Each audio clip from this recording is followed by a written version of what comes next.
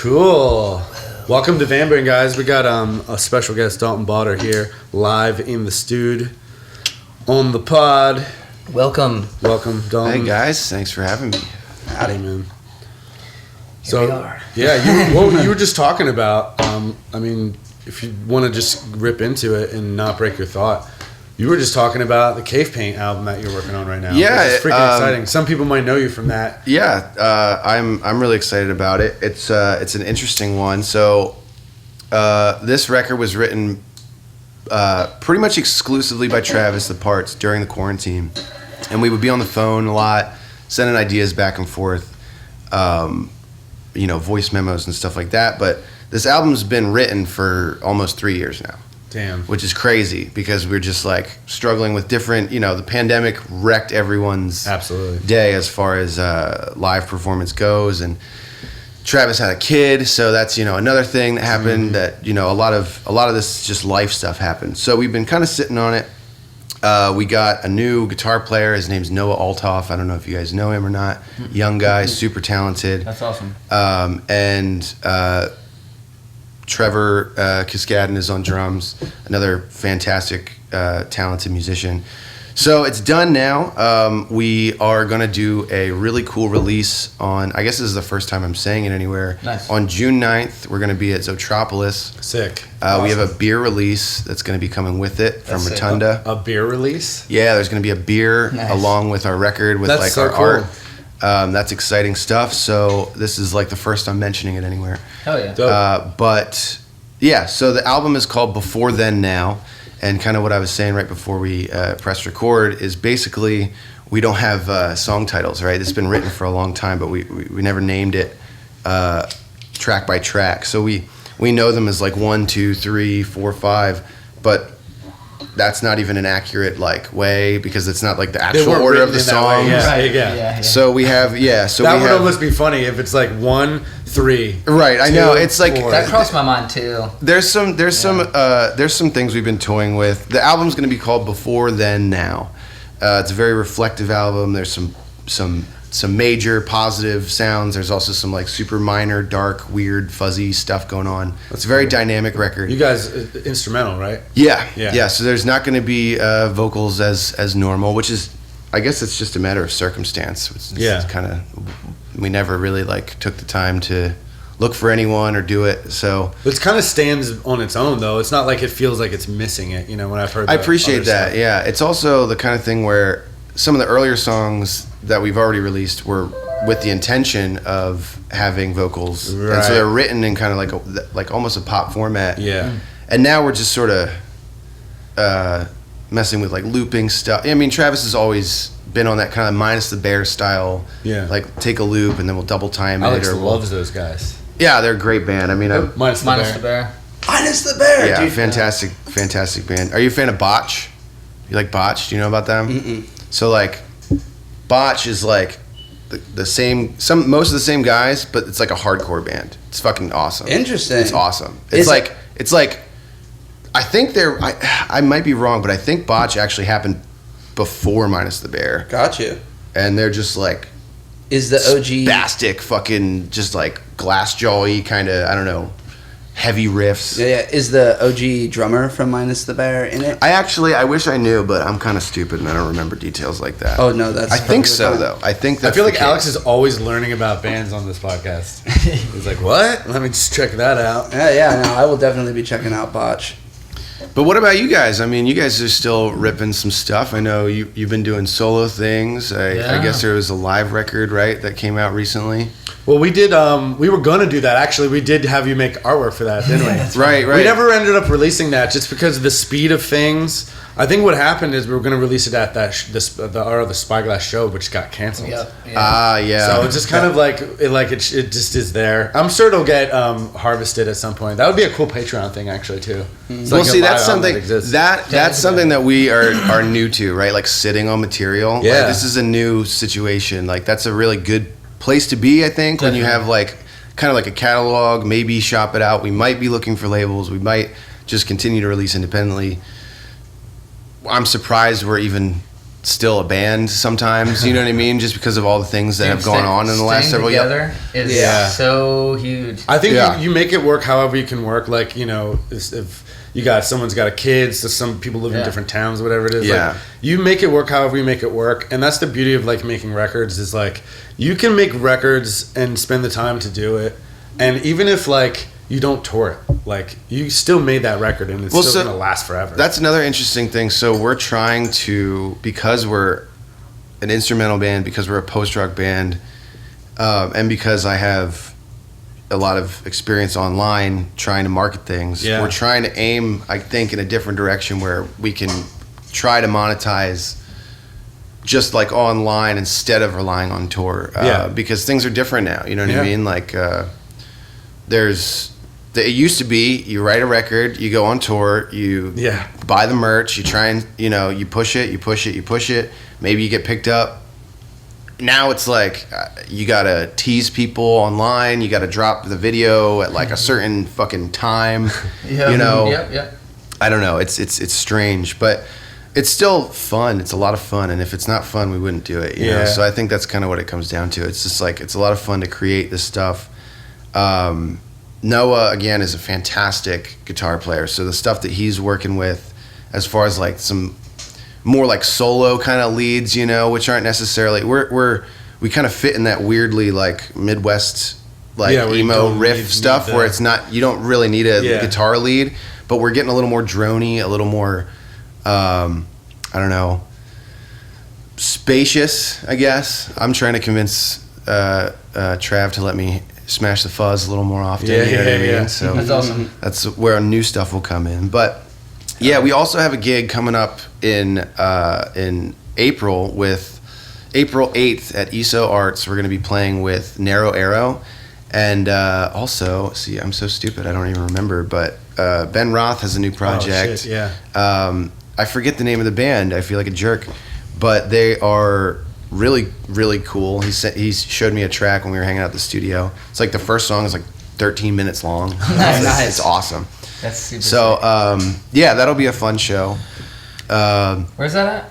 ESO Arts is a new spot. Yeah, it's a art marketplace, kind of like a flea market. So basically, do you remember the Dap House at all? It's in Lancaster. Yeah, it's up the street from like the Keppel building. Is where it used to be. Building Characters right there and stuff. So now ESO is like where the Pillar Hookah Lounge used to be, if you remember. Yeah. And there used to be like a stereo store there next door to like on Queen Street. On Queen Street, yeah. And it's little venue there. Yeah, it's like so. It's actually where Rich, the guy that started the Chameleon Club, I think, like did his first couple shows before they moved to the Chameleon. So there's some potential there. They're trying to get it rezoned, maybe turn it into more of a venue. Yeah. Awesome.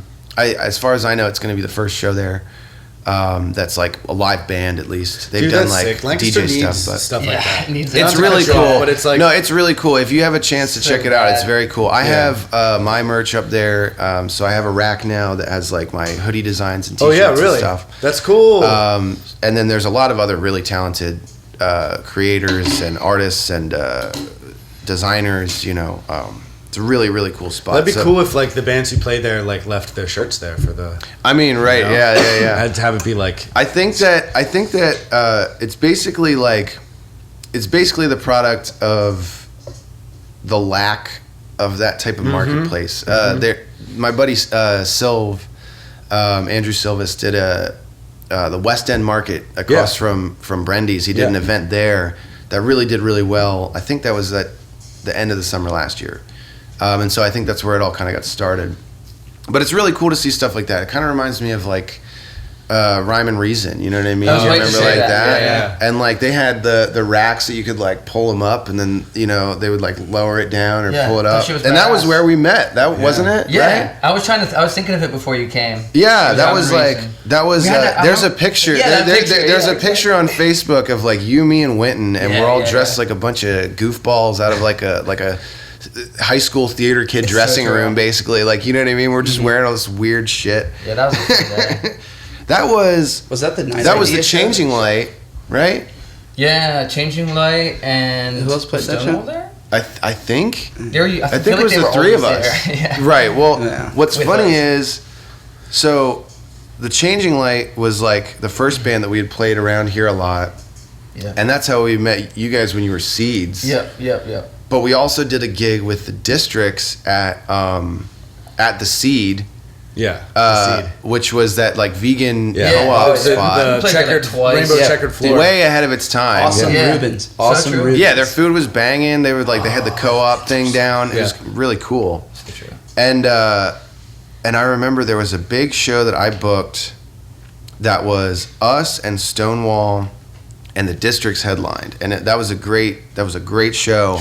What a But at lineup. the time, CI was next to the Chameleon there. When they had the record shop there, and it feels like so long ago. Like everything's so different. It's I crazy. know, it's wild. But I remember really pissing off CI because I covered their entire door in flyers for the event. Because they always would have their bands are playing, and I just pasted it all over their. And Hashtag fuck Jamie Weiss. Right.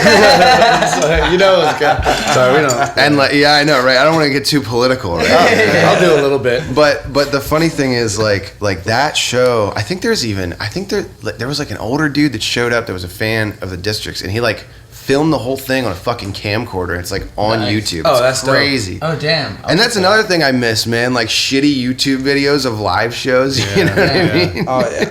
What's his Travis face? recently sent me a video of the band Iron Dissonance. No. Super crazy, they're a French Canadian grindcore band, and there's a video of them playing A couple in this, in a kitchen, Yeah, right, and right. it's just inaudible, and I'm just loving every second of it because I know the songs. You know what I mean? Yeah, that's awesome. The smokable safer. I remember having the Changing Light on the Max Shea Variety Show. Yeah. We had. Oh my god, that too. night was a shit show, dude. Because the two of them they got fucking hammered, Oh, no. and fucking it was dude. The guitar players got drunk as shit. Everyone got pissed at each other.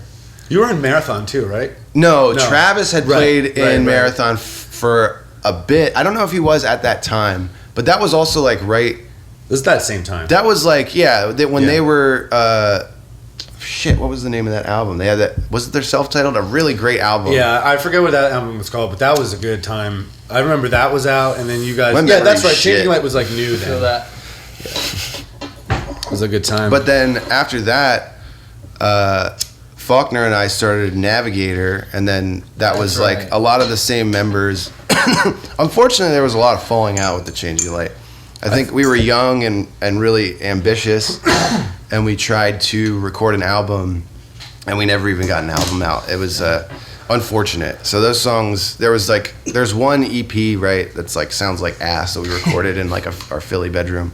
I think I have a recording of that live show. It wouldn't surprise me. Yeah, I mean, yeah. If that, I find it, I'll show it That's to you. funny, yeah. Because that night was, oh my god, dude, it was a shit show. They got so hammered. Everyone was mad at each other for fucking up, even though everyone was fucking up man. themselves. Oh my god. I think that was our drinking era, right? We got out of the LSD phase, and we're like, let's just be drunk all the time. Yeah, we're in the weed phase. Yep, that's Right, true. yeah. None of us drink anymore, Yeah, no drink. and Drink. it's rough being in the festival scene. You're partying. There's all kinds of stuff Right. going around, being handed to you. All right, might as well. But it's you play and you're fucked up, and you make a mistake, and then you're not playing as good as you should. Well, and we're a lot older than now. You That's know what I true. mean? Yeah, I'm that talking about costs. I'm literally talking about 10 years ago Exactly. type Yeah. shit. Yeah. We were young and it was different, man. There used to be, and now the kids are all right. You know what I mean? I'm seeing house shows pop up. There's Max Young Bull. He's always doing really cool shit. He had that house next to Phantom Power that was doing shows for house shows for a little while. Oh yeah. That was the first show that Cave Paint played back actually after the pandemic was with Noah at his house, and I think the neighbors now are doing. But there used to be a house show scene. Oh, yeah. There used to Yeah, be all the time. there Oh, used to yeah. be a real DIY garages Yes. were packed and So fucking. true. Yeah. It's weird. I'm seeing it start to come back, and thank God because when this city is only when- cool when that happens. When we suck all that out. Yeah. It's just fucking. When people get old pretty and then Amish they area, move right? away, and then there's Right. got to be That's a new what happened crop. to us. when we started Seeds, we had so many young fans that were in high school or just out of high school. Right. And then, like, we lost them. Like, they just... Everybody goes to college or whatever, right? Life, right. Life. Which is, reasonable. It's reasonable, yeah. Luckily, well, it's interesting looking back at it, right? I know. Because, like, there was a whole real community, especially around when, like, the three of us were juggling a lot of shows, it would be The Changing Light, Seeds, or and then eventually Medusa and Stonewall, and then a lot of other bands, a lot of friends were made in those circles, a lot of, like, crazy, parties and all this, wild shit, you know what I mean? Just like shit that shouldn't happen in a small town kind of stuff, you know what I mean? Shit that you wouldn't expect to happen in a town like Lancaster. Yeah, and it was really like finite. And it's hard to, I definitely like knew that at the time, but it was almost surreal kind of.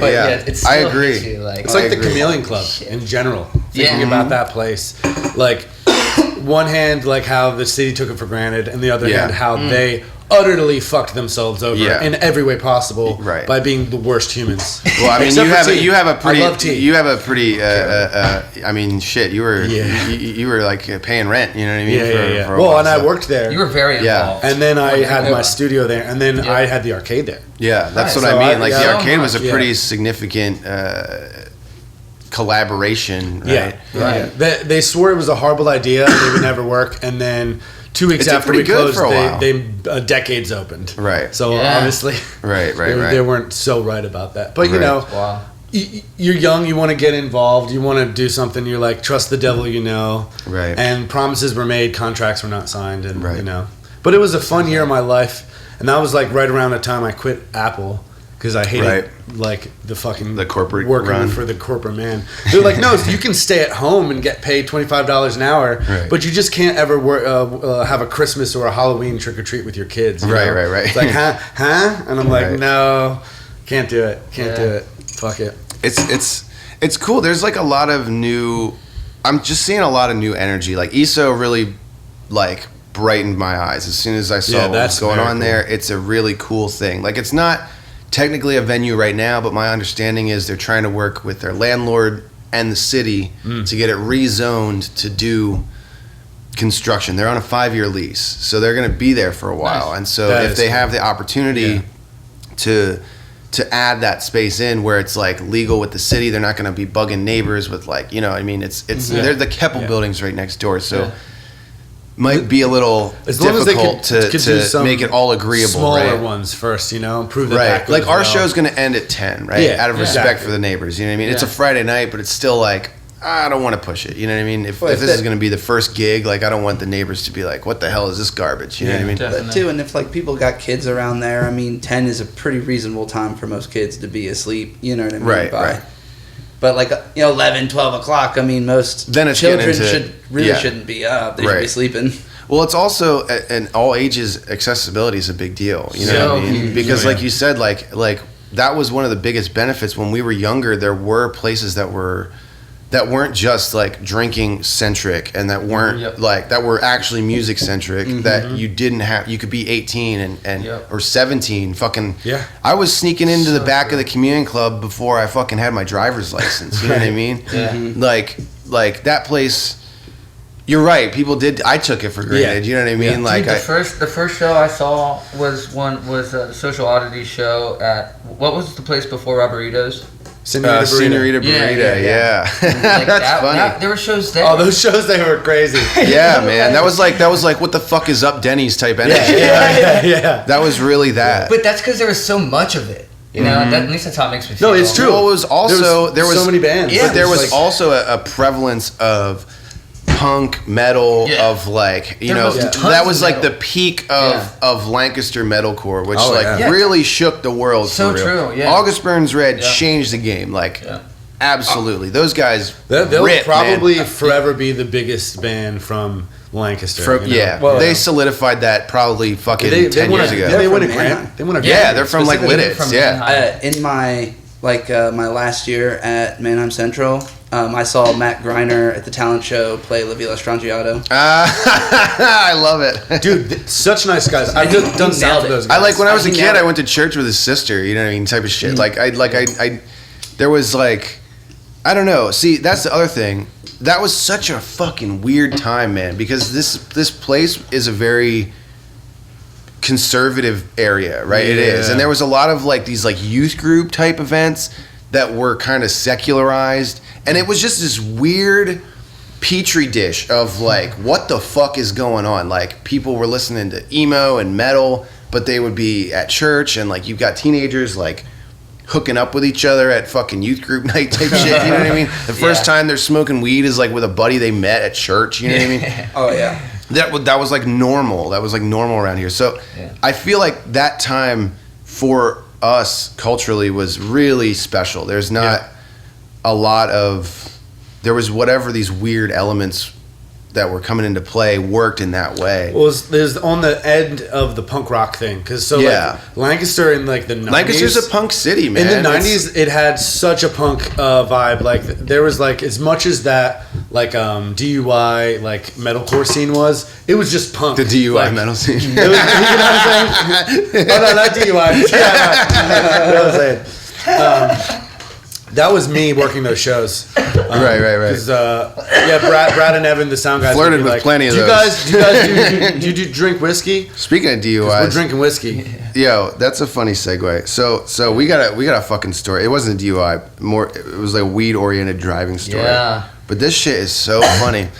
Before you had joined, right? And like before Ty had moved, this must have been fucking 2016. This would have been before marijuana was even medicinally legal in Pennsylvania. So what does that put us at? Like, I don't know, 2015? Yeah, I was going to say 14. 14 maybe? Yeah, 14, 15. That's so fair. I was living between, I don't even remember. I think I was still kind of living between Philly and here. But I met up with you guys to do like promotion and like not really management, but like, like just helping with like shit. This was in the square of Mannheim when Winton lived with Carly in the square. Remember that? So do you remember what we're talking about? Do you remember this night? Because it was like Ty was there, you were there. Okay, were they? So the whole thing was there. Everyone was there. Yeah. And I was trying to basically see if I could help, like not manage, but like help. You know what I mean? Help get us to the next level, whatever that was. Right. At the time. And I had given you a ride home. Yeah. And we didn't smoke in the car, I don't think. No. But like we both had weed on us, right? Yeah. And I don't even remember. Was it my taillight? What the fuck was it? Dude, what was it? It was like my taillight was cracked or some shit. Some like passive it was something thing. Stupid small. Something real fucking dumb. And I pulled up and I seen him and I was like, God damn it, like they're right behind me. And I pulled up like to was it your grandparents' house? Yeah, we parked. In front of my grandparents. And then whoop. As soon as we parked, like we made it to the destination. Yeah, like we did. Oh, like, man. And so I think that it was like I had like an eighth in a bowl or something, but you had like an ounce maybe, or I don't even remember. I had a bowl. Like a concern, like he had like. It was like gonna be a problem. Yeah, right. Yeah, like yeah. it was just like a little too much. It was like gonna be an issue. Definitely. In a bowl or two. So I fucking go through the shit, and dude, we must have been sitting there for fucking half an hour. They're like, get out of the car. These guys are just fucking dickheads. The one dude was a dickhead, and then I don't even, bro. This is so long ago. I'm telling the story terribly. You got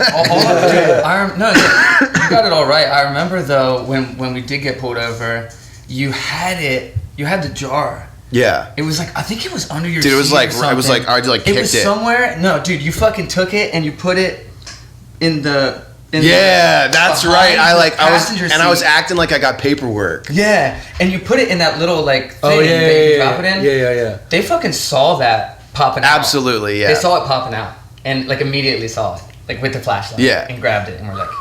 And I was like, but I did it because there were like other things in the car. Yeah, that was a misdirection. Right. It was like a shit. I'm gonna. Like fuck. Okay. Yeah. Oh my god. And so I convinced them. I was like, dude, I'm dropping him off. He like literally lives right here. Like fucking, just let him go. Yeah. They never searched you. No, thank God. They never searched him. And so he went in the house, and I was like, shitting myself the whole time. oh my god. I don't even know how I Dude, I was like 19. I was keeping my composure pretty goddamn good. I think I played him a bit. It actually went smooth. It did. It frankly went, and then they let me leave. Right. Yeah. So the funny thing though is a couple months later, I go into the Mannheim like courthouse like with a fucking like my suit jacket on, like my Sunday. You know what I mean? I was like, I didn't have this long hair. You know what I mean? I like dappered up. The fucking woman thought I was a lawyer. And I was like, no, I'm just here to represent myself, da-da-da-da. So I went in, and then they were like, this is a fine. And then I never paid it, and nothing ever happened. That's so great. I went in representing myself, and I was like, yeah, this is what happened. I'm a good, upstanding, you know, I was on a business meeting, you know, da-da-da with a band, blah, blah, blah, blah. I don't know how I did it, but I just like, and then I don't know, it was like a possession fine, and then I just never paid it. Yeah, ever in my life, and maybe it's out there, but who cares? I remember running into you years later, and like you telling me that you never did anything with it. Yeah, it went nowhere. Oh, yeah, nothing happened. It literally went like nowhere, and that was pretty much like I think that was like the final nail in the coffin for my respect for like the legal system in general. I was like, this is dumb. It's just a waste of everyone's time. This is literally everyone is just wasting time and energy and money. So crazy, dude. But that was like, I guess, I don't know. That was when I was like, all right, this Hunter guy, you know, he's all right. You know? Yeah, like, that was a hardcore bonding moment. Yeah, totally. We were like trying, dude. We were like speaking telepathically, basically. We were like for like half an hour, dude. That shit was crazy. It was tense, and then there was like, but it was like, I think the reason was because like the guy that pulled us over was like a rookie, and then the old head came up and he was like kind of talking him down. He's like, dude, He's like, look at these fucking kids. They don't even look like hippies. They look like fucking kids that are in a band, you know what I mean? Like, he's like, I don't even know, man. Like, leave these kids alone. Right. We've had interesting run-ins with any like tour stops. Yeah, well, like Austin. We've never gotten. I'm gonna knock on something, but we never got pulled over on the road. Thank God. We were in Austin and they were watching a movie in at the place we were staying, and me and Hunter were like, "Yo, let's just like jam." In the car, work on stuff in the van. It was a 15-passenger van. Yeah, white 15-passenger van in like this like suburban cul-de-sac. Yeah. In Austin, you know. And sounds about tour life. Yeah, exactly. Yeah. And two cops like came up behind us, and we're sitting there, and they come up to us, and I'm like, yo, let's like get out and shut the. Right. We had. Right. At that point, you just want to lock the car, right? Exactly. Yeah, I'm just like, that was the goal. That is the goal. But he was like, get back in. So, like, we listened, comply. Right. And they were like, all right, so, like, what are you guys doing? We're like, oh, we're in a band. We're out here, like, practicing a song. He was like, all right. Can you continue? I'm losing my train of thought. Yeah, for sure. The funniest part about it was we were sitting there in the passenger seat, in the front seat, and they're inquiring about what we're doing, and they go, "We know what you're doing." You know what I mean? Like, right. But then right after that, he goes, "But we're not the weed police." What does that even mean? Yeah. He literally said, "We're not the weed police," and we were like, "What the fuck is going on right now?" And then he proceeds to explain that they got a call. We're a fucking 15-passenger white van sitting in front of a crime watch. Oh my God! Neighborhood crime watch. You see them in the cul-de-sac. We're sitting right in front of it. But it was the fact that we were sitting there. We're staying at this Airbnb playing South by Southwest shows. We were there for like 4 days. This white van. Every parent is concerned. It's like, what is happening? There's been this white van for 3 days. Just exactly. Yeah. So then we got that scoop, and we were like, oh yeah, okay, that makes sense. Yeah. And then I was telling that was it. We went inside, and we were the happiest fucking 2 campers alive. Yeah, that was good. We just survived. All right, I gotta say my closest call because it's also pretty good. When I lived in New York, we would come down, drive down to PA, hang out, what have you, because we were just freshly, you can go home. It's 3 hours. You can go home. So we were taking the train from Manhattan, and we had our instruments on, and we were going in Jersey, and you would take the light rail in New Jersey, and usually you can just not get the ticket home because there's no patrol people. You can just kind of like get on. Right. And it's like unless I used to do that a lot. Yeah, unless there was a cop that felt inclined. I'm foreign to this. So we would just like save $3 or whatever by not getting the ticket back. So we don't get the ticket back, and we get on, and it's always something stupid. And then the fucking 2 cops walk in, like from the car, like as it starts to go. So before the door shuts. So we're just like, oh shit. And they just start arbitrarily checking tickets for something to do. It's like 1 a.m. Of course. And one of them's got big tattoos, and like he's just a younger guy with tattoos, and the other guy's an old head. And I should mention that we're on cocaine and have cocaine on us. Right. So, right. Yeah. Because it's like we're driving home at 2 a.m. Right. Let's get a little cocaine. Let's go home. It'll be fine. Right. And so we're like, fuck, we didn't do this. We gotta go.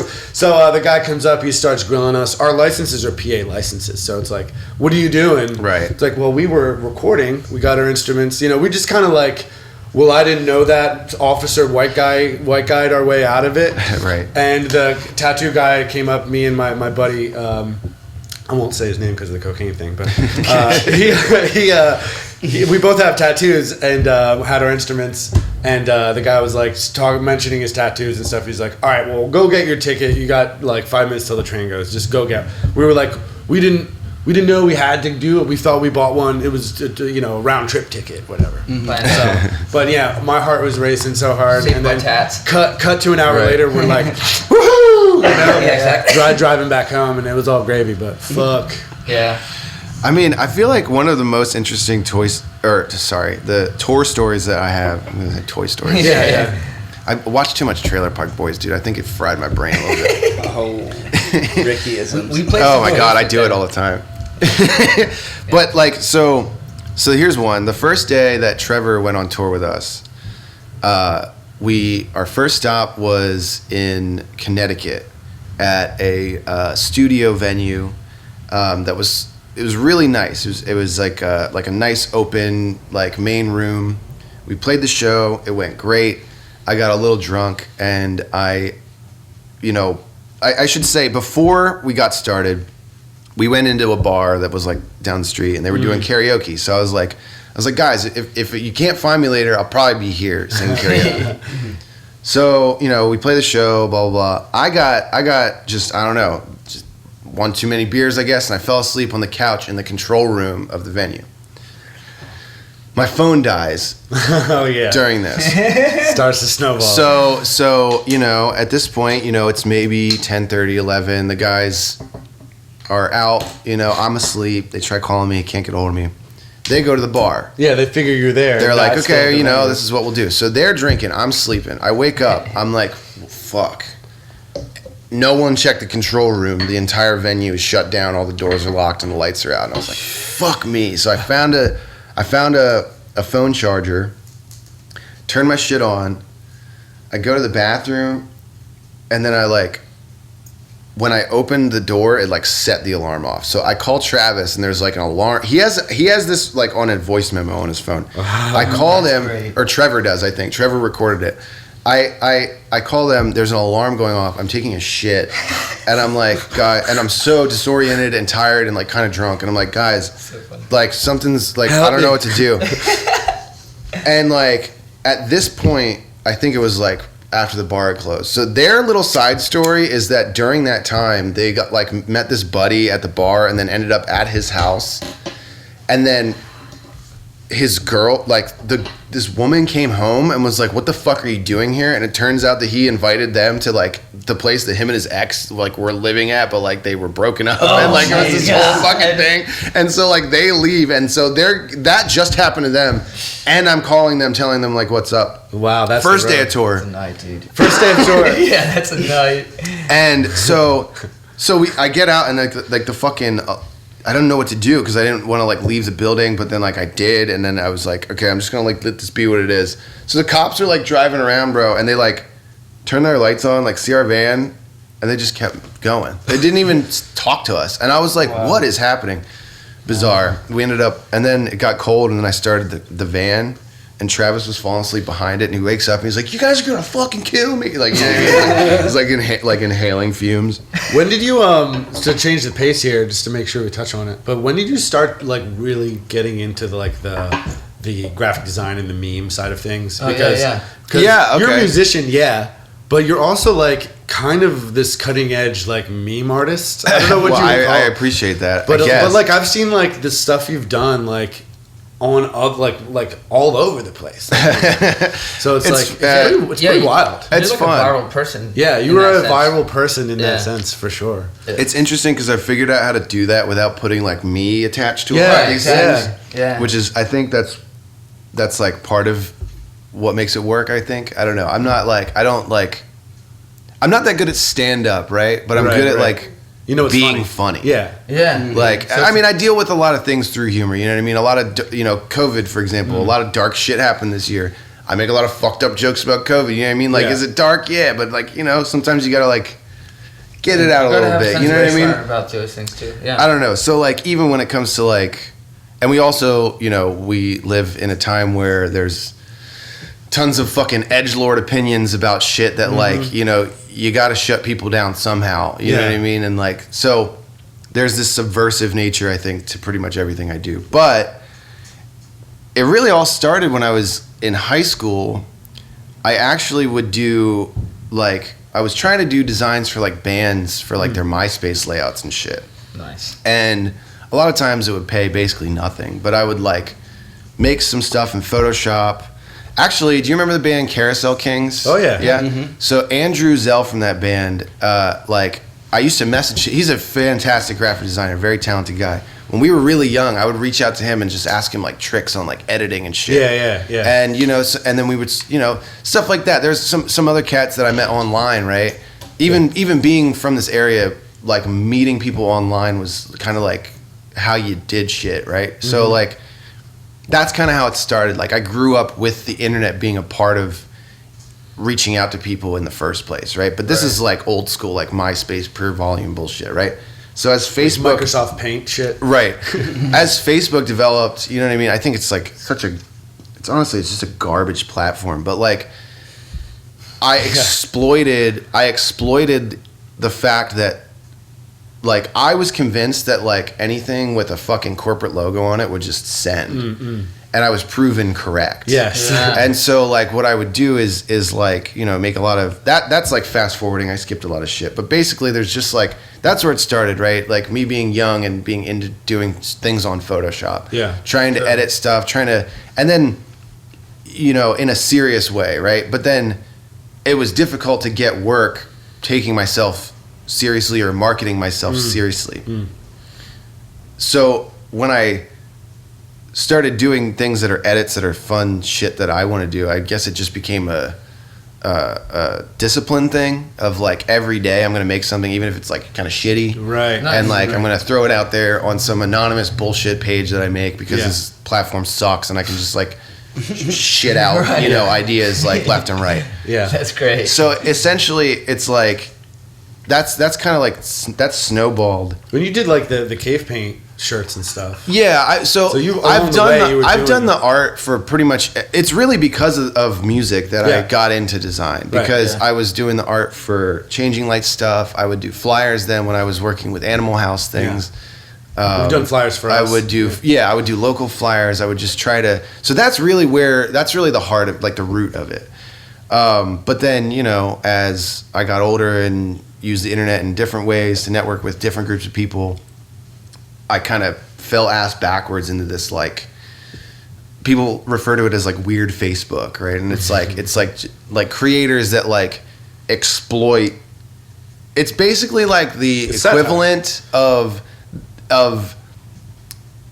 like when you try to test a video game and you just have those motherfuckers that are just gonna try and break the game immediately. Yeah. Like these are the types of people who I'm talking about, right? And so like I consider myself one of those kinds of people where it's like on Facebook I'm like I can make this dumbass shit go, like I can just piss a lot of people off, and it's funny to me because I'm usually making fun of like. There is usually something behind I'm usually like making fun of a bigger picture, right? You know what I mean? Or people like myself. I jab myself all the time. The funniest shit is usually a dig at myself. You know what I mean? So it's great. I mean, the McDonald's thing though really started when I was working at the van store on Walnut Street by Rittenhouse Square in Philadelphia. And right next to it, and neither of these buildings exist anymore because they burned down during the riots in like 2020, which is crazy. Damn. But I would go into work pretty hungover, admittedly, you know what I mean? And then like McDonald's would be like the only place that I could like slide through on your fucking 15-minute break and just like stuff my face with some garbage to feel like kind of good and then finish the last 4 hours, right? Mm-hmm. So it became kind of a running joke for me to even go over there like pretty much every day, just like on my break, and then get an extra like 4 or 5 minutes because like everybody knows that the people that work there were just like recording vines in the back and fucking off and and there's like a line out the fucking door, and it was just an excuse for me to be on my phone for 5 more minutes for real. But one day I decided to.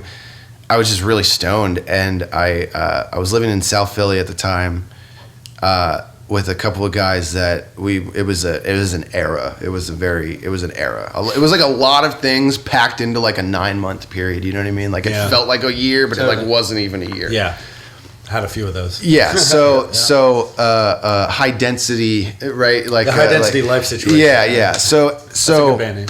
So long story short, I basically like took a picture of like this like piece of shit that they gave me, and I like started a new Facebook page, called it McDonald's. Posted this thing, spelled a bunch of shit wrong. It was like McDurble for sale, $99. Sent it, went to bed, and then it was like kind of like one of the like how it goes. Like I woke up the next day, like, and it was just like 2,000 shares. Dude, right? People refer to that shit, you know. And I'm like, because you know when you hear it's like I'm like, okay, well, fuck. I'm a designer, and here's this exploitive like I just cracked it open, right? Because I was like, okay, I guess I'm just gonna use my design to make.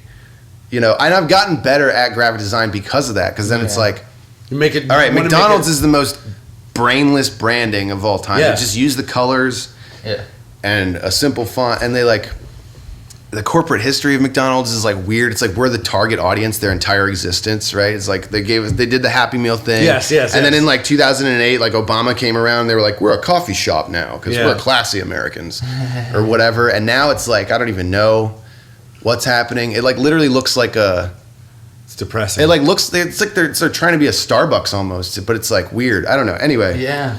It's just this shit that like we grew up with. You know what I mean? And like having your birthday at McDonald's when we were like 5 was like that was like a normal thing. Right. Mm-hmm. You know, they got the play place. It might as well be fucking Chuck E. Cheese. You know what I mean? Yeah. So like I don't know. I guess I just like when I cracked that open, I pretty much that was in like 2016. So then we have the Trump administration, and using that, just, I mean, it's beautiful. It's like this guy like eats fucking Big Macs like every day. And you kept and he's just a giant too. jackass. Oh yeah, plenty of times. I mean, because that I started making overt jokes about killing politicians. Yeah. Like I like overtly was like, let's decapitate Mitch McConnell. And I think that's fucking hilarious. Yeah. Like, even Republicans at this point, I think, believe that. You know what I mean? Like, this guy's like a terrible guy. I think that is, of course, it's satire, but it's just like, I stopped giving a shit about the, like, political correctness angle, which a lot of people, when they say that, they just an excuse for them to say fucking slurs. Exactly. You know what I mean? That's just usually an argument to defend being a jackass, which is not... I am doing that. It's not to say that I'm not doing that, but I do my best to, like, I mean, dude, like, poverty's real. You know what I mean? I've been broke forever. You know what I mean? I'm an artist, for fuck's sake. Jesus. Yeah. Whew, I don't know why I did that, but it's like a way for me to communicate my like anger at what was happening politically, explore topics that sound almost like fucking Dale Gribble-esque, you know, tinfoil hat type shit, but that's real. Yeah. You know what I mean? But that is art, though. You know, you found that whoa, I could sort of hack the system and communicate with a lot of people. And then all of a sudden there were things to say. Well, and at this point, I have a pending trademarks for both McDonald's and the Half Arch. So good. Nice. So, you know, patent pending type shit. But it's like, it's really fucking funny that I took it that far. Like, you know what I mean? I did not expect... I'm really glad you did. now you're doing these meetups with other like people. Like actually, so cool. I'm glad you bring that up, because that's something that I also like... I'm trying to get back into doing event organization. Yeah. It's like a very special thing to me, you know what I mean? Because even going back to like the stuff we were talking about earlier, I've always loved getting people together, being like, I guess, a community organizer of sorts. Yep. And just trying to get people in the same room to do cool shit, right?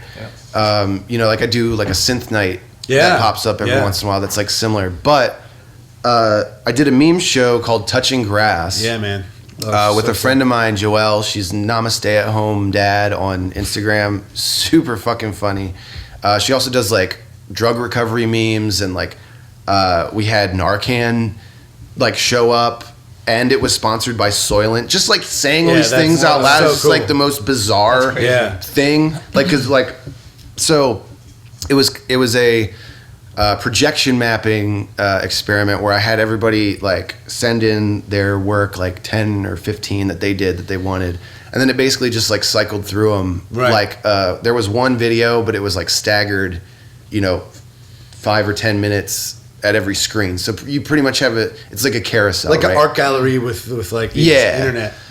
And there was stand up, and there was performance. There was like musical performances, and then it was just like DJ until the end of the night. That was in Philly, right? Yeah, and it was on a Thursday night. Nice. And it did great. That's awesome. It was a lot of fun. I was able to pay the performers. You know what I mean? We were able to like do what we set out to do. That's awesome.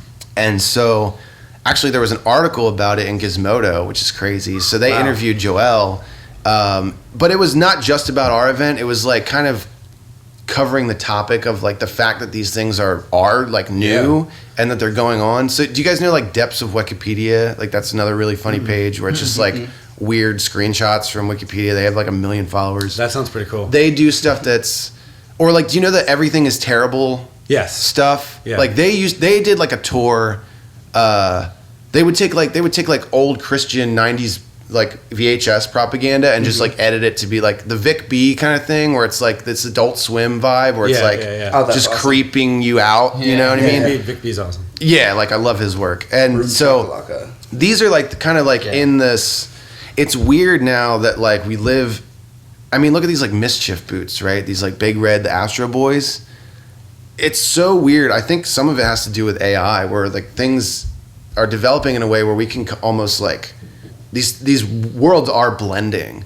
And so it's weird to see like comedy becoming like part of an art movement that's like already sort of Dada-esque to begin with. It's That's like a a very point. like surreal, like I don't know.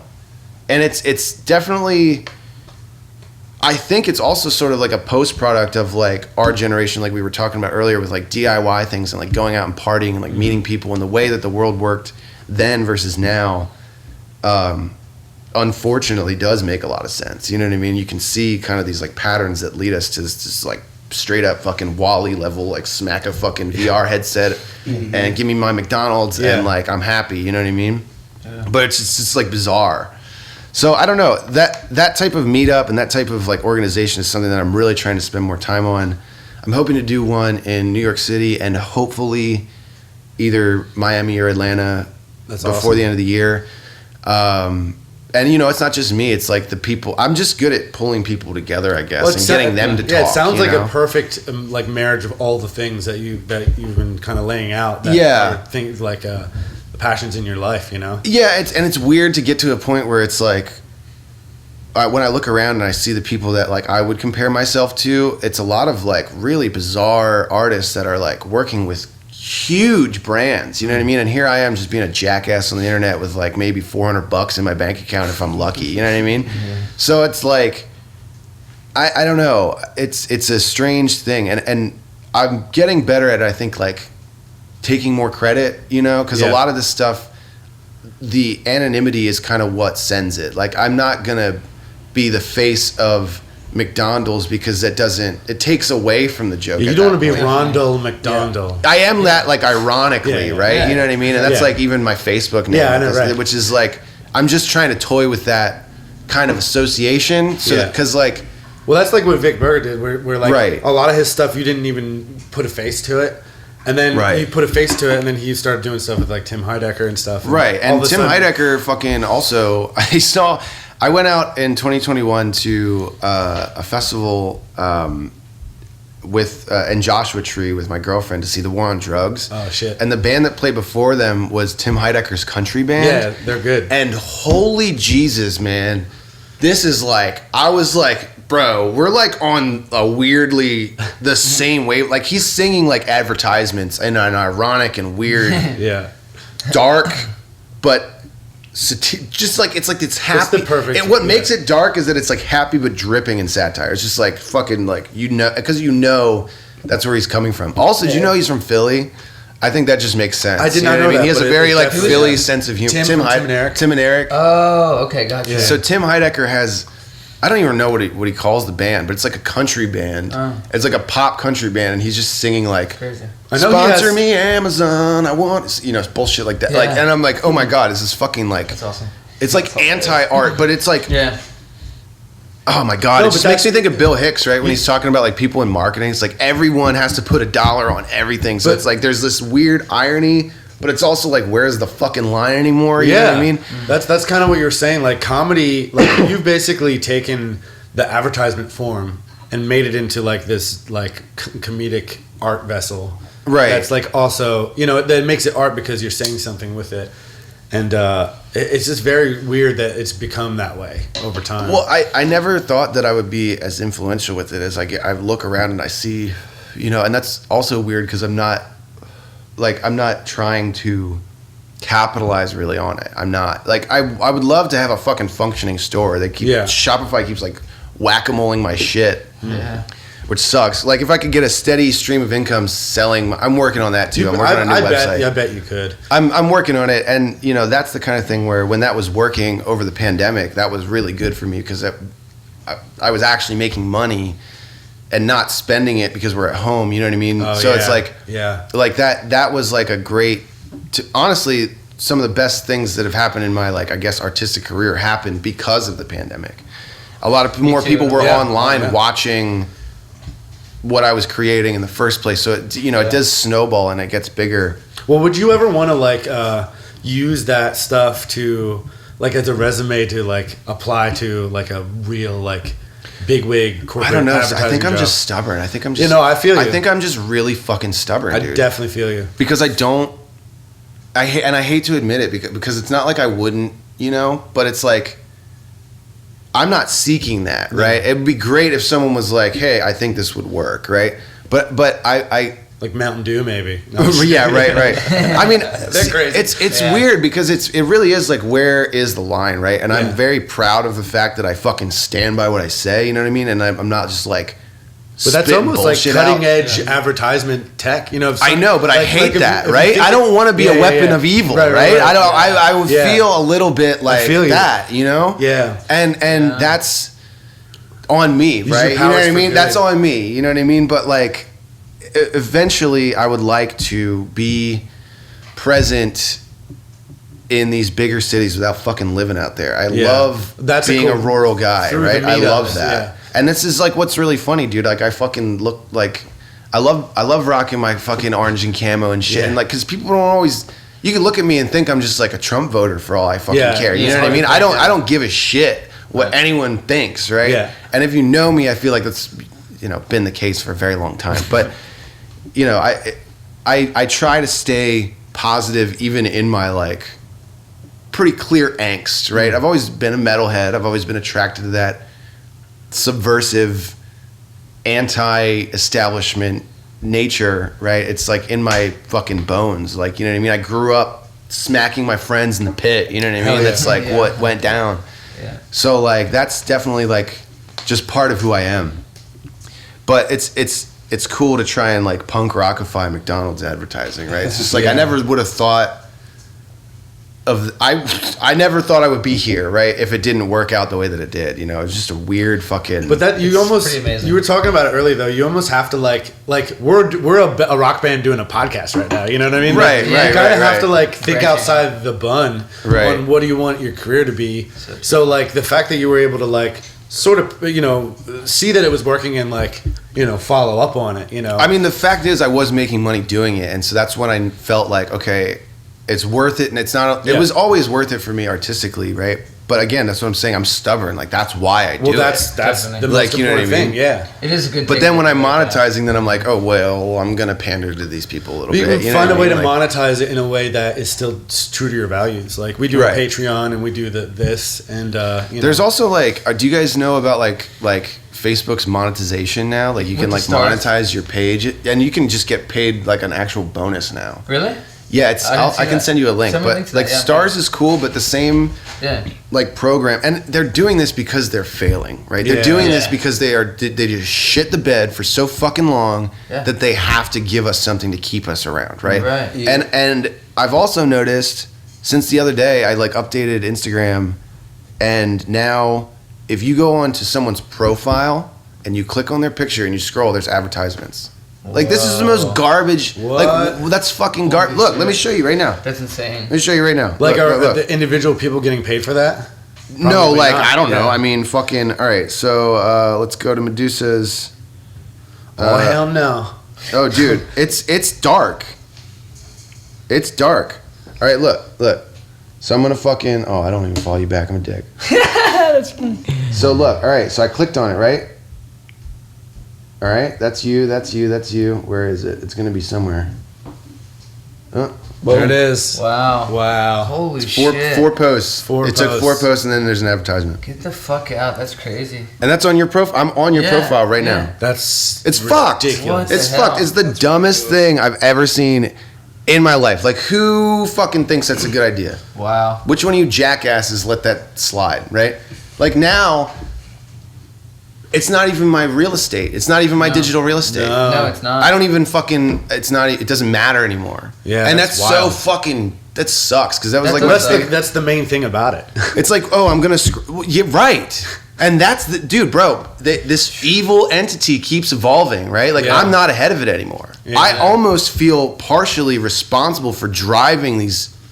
It's kind of like an accelerationism type of an idea where it's like I don't care if Instagram is dead, right? Right. Even though I make money off of it, even though it's like my biggest platform, I don't really care because I'll do it again. It's my art. I Yeah, can it has put it to anywhere. serve Right. the people. But like it does, it is an active function. Like part of the humor is to double take and be like, this Yeah. is. But when you're on a profile that's built around that, and now there's a fucking Burger King advertisement on my Right. profile, Oh, yeah, I see. are you shitting me? It ruins the whole thing. yeah. So they've The already perception is fucked. Yeah. right because Yeah. it doesn't Yeah. deliver then, right? No, yeah. And so that's the thing. It's like I can't beat that, right? Unless they say that now you got to pay $12 a month and we'll Yeah, take your right. fucking advertisements away like Yeah. every other goddamn leech. Right. You know what I mean? Next thing you know, you're paying half your rent in fucking Hulu, Disney Plus, and fucking Uber Eats fees. You know what I'm saying? It's built like bullshit, and I don't know. That's what I'm constantly trying to subvert. Right? Is that? But That it's just like acceleration, I yeah. always go back to the fucking Bill Hicks. I don't know if you guys are Bill Hicks guys, if you're familiar with this, but he has this bit that isn't a bit. He goes on stage and he's like, who here works in advertising and marketing? Fucking kill yourself. You're the devil's spawn. Everything you do is evil. And then they start laughing. He's like, this isn't a fucking joke. He's like, and Yeah. dude, it's like unhinged, but it's Yeah. beautiful. That's He's awesome. like, oh, no. Oh, okay. I see what you're doing. The angry dollar. Oh, the angry dollar. That's a volatile dollar, but it'll get you. No, stop fucking putting a dollar sign on everything. And he just fucking goes off. And it's just like, like, you know what I mean? Like, Yeah. that dude was a fucking weapon of a human being using comedy to get existential, to make you fucking feel He good. was one of the Right, first right, people right. to do that. you know? And that's kind of, I'm not even close to filling shoes like that, but it's like, holy shit, dude. I'm up against a thing where, like, even me over the last several, I mean, it's terrible because I just realized this shit the other day, and I'm just like, I want to just fucking delete it now. I'm like, the fun, the joy is now gone. You know what I mean? That's and it crazy. really This upsets is- me. Yeah, that's crazy. It's such a new thing for you, especially. Yeah. I mean, this feels very eye-opening for me. I mean, I never had to explain that in depth. You Yeah. know? Especially somebody who, like, uses it Yeah, well, That's there's like wild. it's fucked. It's like you just made the atomic bomb. You know, it's like the atomic bomb. Right. It's like you just nuclear. You're using nuclear energy. Right. It's like we've gone too far. Right. Yeah. There's got to be a fucking line, man. Like, I'm sorry, but like, what is the point? It like has. Oh my god, it's so devoid of any soul. You know what I mean? I don't think you should let it weigh on you too much. Thank you. Yeah, because I tend really to be very negative about it because it fucking sucks, man. You know what I mean? Of course, dude. Of course, you're like super analytical about, you know, the way you're coming across, right? Because it matters. Fucking matters. But no, I think, dude, you're navigating that space fucking great. Thank you. I appreciate it. I appreciate it. Honestly, when it comes down to it, like, regardless of that, like, what you're doing is the role of an artist to like bring levity into like people's horrible lives. You know what I mean? Right. So like like at the end of the day, you know, if we do something as artists that we feel passionate about, and anybody gets joy from it, that is why we do it. And it's like, you know, it's you know, sounds dumb to think about it in that like sort of a noble way, but it is like. Well, that's what I'm saying. Like, it is that when I say I'm stubborn, I mean like I cling to my guns on that. You know, it is. It's just like I have integrity here. You know what I mean? I'm not just like trying to. I don't know. I am exploitative in the way that I'm dealing with Instagram, but like it's cool how you can tell you're genuine. You're staying true while exploiting. Yeah, right. It's interesting as fuck. It's weird. Yeah. To a certain extent, there's a difference between exploiting an algorithm and a person. So right. And that's algorithm. So have you guys spent any time with like ChatGPT or like playing with this stuff? So it's cool because like I know enough about it to know that it's just like these are like machine learning like tasks kind of, you know what I mean? It's like it's not there's probably never until we figure out how to like fucking I don't even know like store an astronomical amount of data into like something very very small. There's never going to be AI the way that we want it, right? Yeah. But like we can teach the machines within the parameters that they have to generate like code, you know what I mean? So like you can use ChatGPT to code. It's everywhere now, and so this is also what all these corporations are like embracing, but also fighting. You know what I mean? Artists are like embracing, but also fight. It's a very contentious thing. Using Midjourney, using like, digital audio effects to like digitally master your stuff. Did you guys listen to like? Mommy's Car or whatever, the like Beatles AI song. No. Dude, this is a few years ago, but someone they like fed the Beatles catalog to an AI and had it spit out a song. That's so cool. And it is creepy. It is creepy and it's not that bad. Have you seen it's like fucked. It's like that's nuts. The Seinfeld AI? You know about that? I think it's hilarious the meta of it where they were like, oh, no one's watching anymore.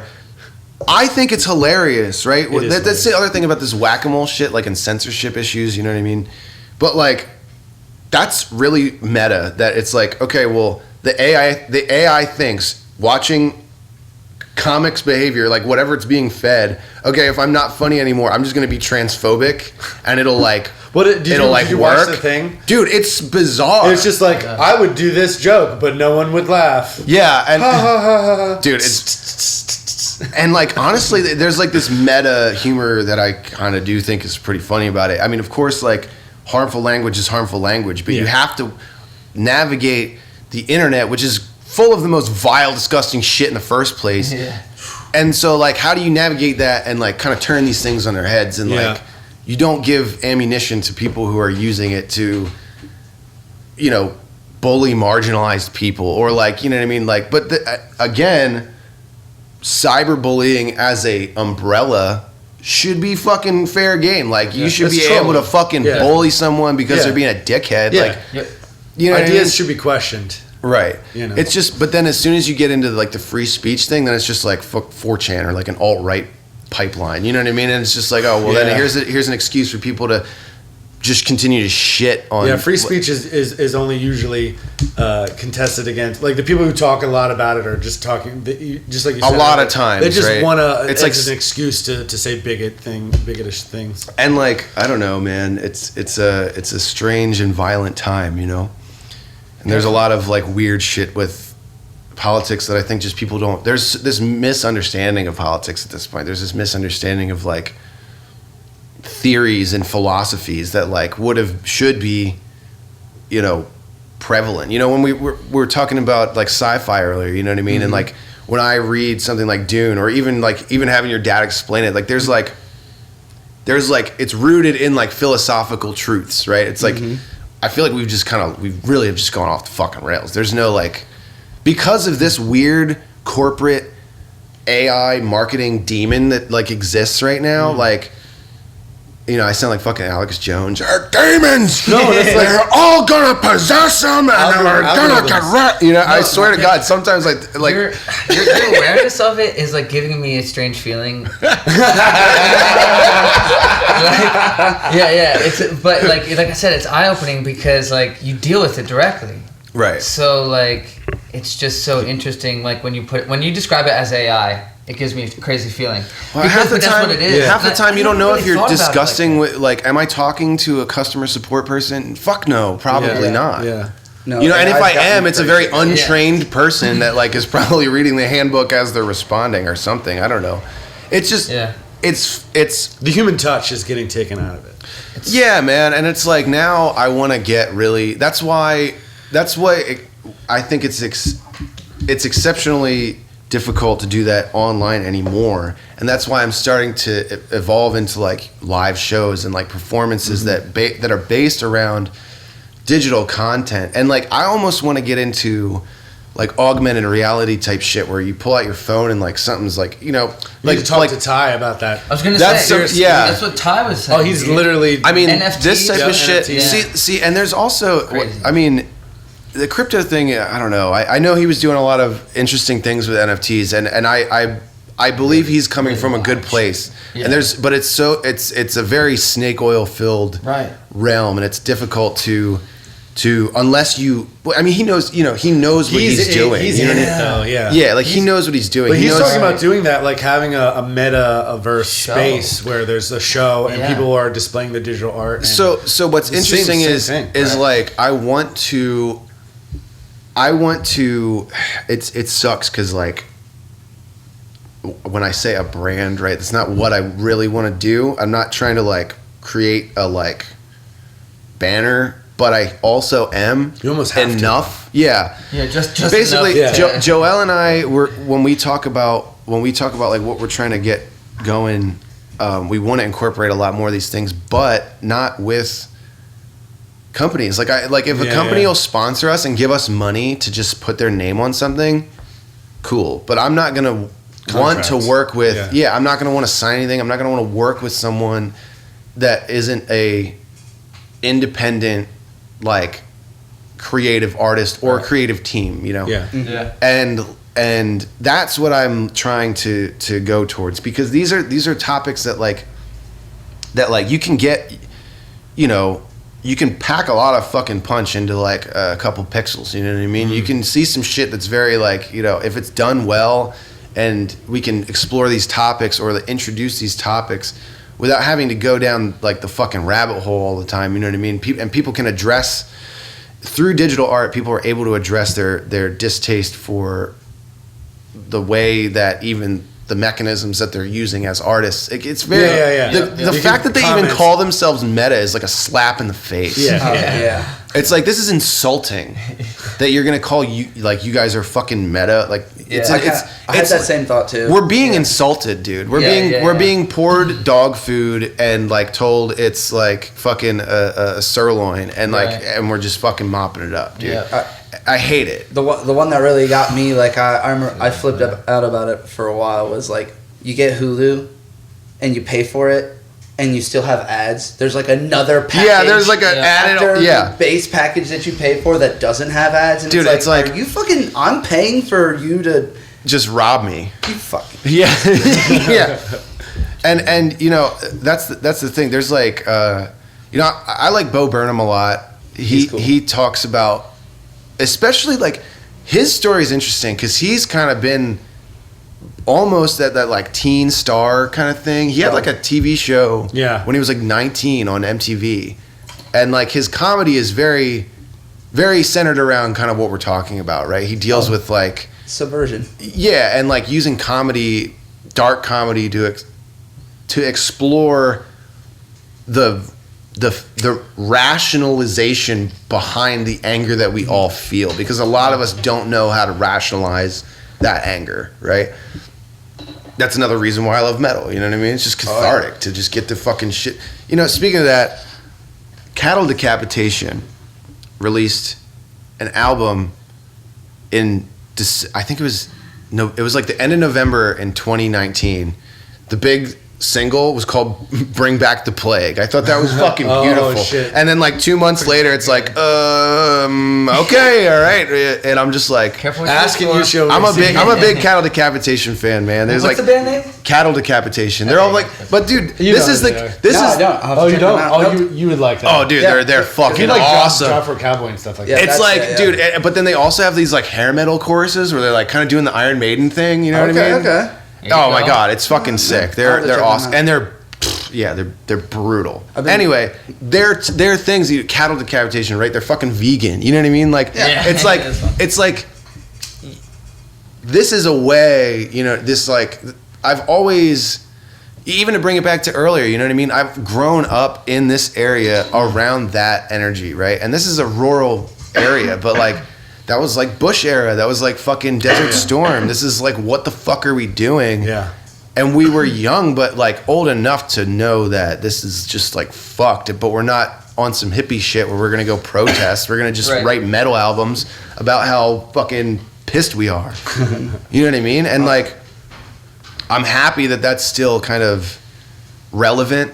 You know what I mean? That like that it hasn't fully gone away. I mean, a lot of my favorite albums came out in like 2007 and 2008. Well, there's always going to be like reactive art to like situations like that. Like, I mean, the music industry, and you know, all this that we're talking about, it's the same thing. Like, the homogenization, the dripping, like wringing the fucking creativity out of everything. Right. But there's going to be, I mean, the reactive. It's just the bubble is building. But eventually, there's going to be like, cool music will be cool again, and you know, these things will equalize. I think we got. It's an interesting time because now it's like, I don't know. Over the quarantine, a lot of people either got into new hobbies or got back into what they enjoyed as kids. Yeah. I bought a lot of like Game Boy games. You know what I mean? Like handheld console shit, stuff that like I wanted to. I realized I had a small collection, and I was like, why not make it a little bigger? Yeah. You know. And that's the kind of thing that makes me think like that was such a common thing, and everyone was just fucking robbed that entire time. Like, you don't have to be fucking a MAGA guy to say that the entire pandemic was a fucking scam. You know what I mean? Like, you can just look at what happened. Like, small business loans were going to fucking Chris Ruth's Steakhouse and shit. You know what I mean? Like, these are like real things that we all watched happen. Oh, yeah. So it's like, the political polarization, as corny as it sounds, is always just a fucking distraction from what's actually going on in the fucking first place. Yeah. There's no voting it out. Like, there's people doing shit, so we have to change our behavior. You know what I mean? Right. It's like, this is not a. I don't know. I definitely think it's more of a like, you know, a societal issue as opposed to like a political issue. You know what I mean? These are not things that are going to be solved with politics. These are not things that are going to be just discussed away. Yeah. These are like, you know, and a lot of people, especially around here, grew up in abusive Christian households that were like very like suppressive on a lot of things. Like, there's a lot of like, and there's a lot of like homophobia in that. There was a lot of like anti-creativity that questioned, you know, authority or whatever. There was like kind of like the 9/11 thing, right? It was like our parents were like, no, this is our time to be good Americans, right? And then in the meantime, we're like, I don't get this. Like, none of this makes any sense. Like, who the fuck? I don't identify with any. I'm not from New York. I don't fucking know what this means. You know what I mean? I'm a child. You know what I mean? Yeah. So it's just that's really. I don't know. Like, even Hunter S. Thompson had basically like a whole thing where he was like after watching 9/11 happen, he's like, I think we're fucked. He's like this is a singularity. This is like people are just gonna eat it up. The patriotism is just gonna push. You know, it's just gonna push through, like rally together type of shit. And look where it got us. You know what I mean? Next thing you know, we've got fucking the Black Lives Matter protests were insane because even that idea got co-opted and incorporated, and then next thing you know, everyone's getting leached off of fucking again. And that was like the biggest protest movement I've ever seen in my fucking life. Like that was everywhere. That was like almost worldwide even. But like, all the corporations just fucking swallowed it up. That's what I'm saying.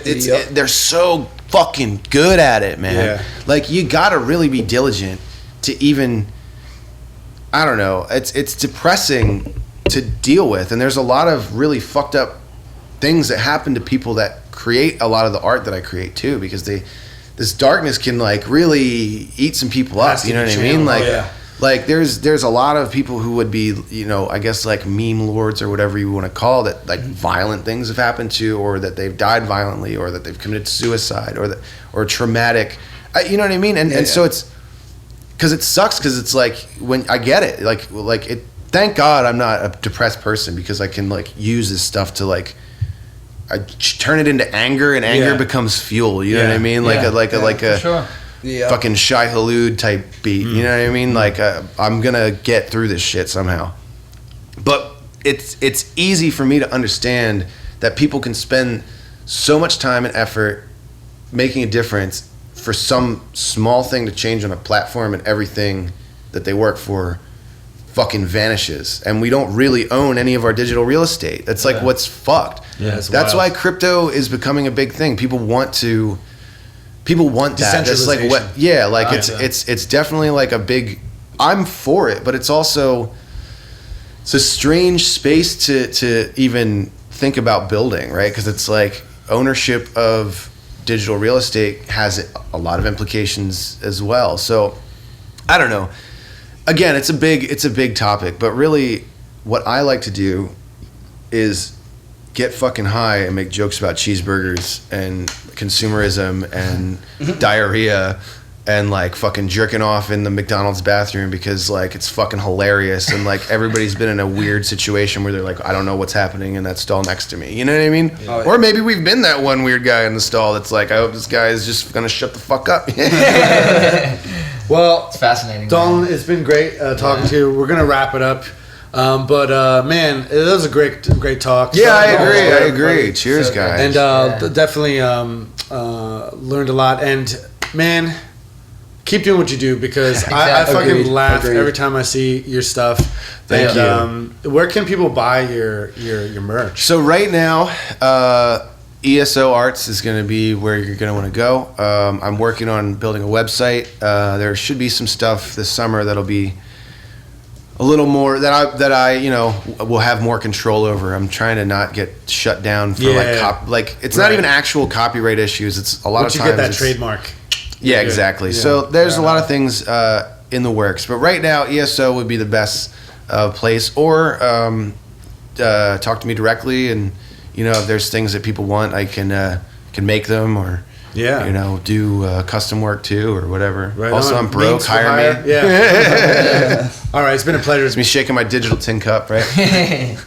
All right, Dalton Bauder, everybody. Thanks so much for being on the Van Brain. We'll catch you guys next time. All right, peace out. Peace.